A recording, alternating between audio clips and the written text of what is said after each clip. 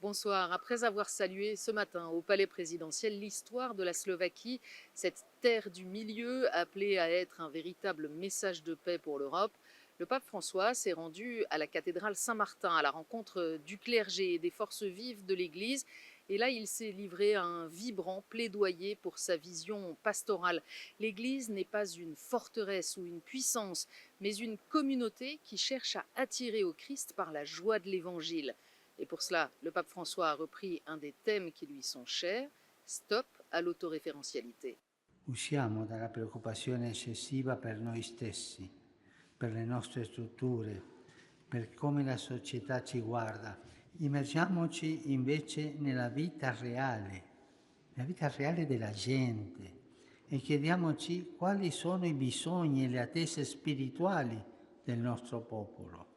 Entre deux conseils donnés d'un ton badin, notamment sur la longueur des homélies, le pape François a plaidé pour la créativité et la liberté dans l'Église. Une liberté dont il ne faut pas avoir peur, a-t-il expliqué, en commentant l'épisode où le peuple d'Israël, libéré de l'esclavage mais confronté au désert, se met à regretter les oignons d'Égypte. Meglio un po' di cipolle che la fatica e il rischio della libertà. Questa è una delle tentazioni. Nella vita spirituale ed ecclesiale c'è la tentazione di cercare una falsa pace che ci lascia tranquillo, invece del fuoco del Vangelo che ci inquieta, che ci trasforma. Le sicure cipolle d'Egitto sono più comode delle incognite del deserto. Ma una Chiesa che non lascia spazio all'avventura della libertà, anche nella vita spirituale, rischia di diventare un luogo rigido e chiuso. Comment cette Église slovaque, plutôt traditionnelle dans sa structure, comme parmi les fidèles, accueille-t-elle ces injonctions à la conversion pastorale? Est-ce que le messager et le message sont compris? C'est ce que nous avons demandé au jésuite Miloš Lichner. J'espère que ça arrive.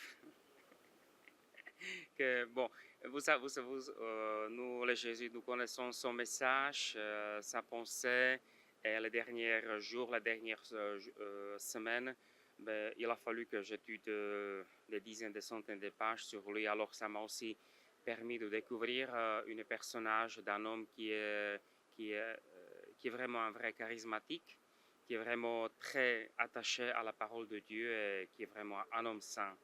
Cet après-midi, après s'être rendu au centre Bethléem auprès des plus démunis, accueillis par les sœurs de Mère Teresa, le pape est allé à la rencontre de la communauté juive devant le mémorial de l'Holocauste, la même où se tenait la grande synagogue de Bratislava rasée par les communistes. La question de l'antisémitisme reste d'actualité. Il y avait dans le passé un antisémitisme ou antijudaïsme religieux très fort, notamment pendant la Deuxième Guerre mondiale. C'est un combat infernal avec l'antisémitisme qui arrive un jour ou à l'autre, alors il nous faut unir les forces. Demain, le pape s'envole vers l'est du pays, à Košice et Prešov, les deuxième et troisième villes de Slovaquie. Après avoir célébré la messe dans le rite grec catholique, il ira à la rencontre des Roms, puis il a rendez-vous au stade avec les jeunes. Et tout est bien sûr à suivre en direct sur KTO et ktotv.com.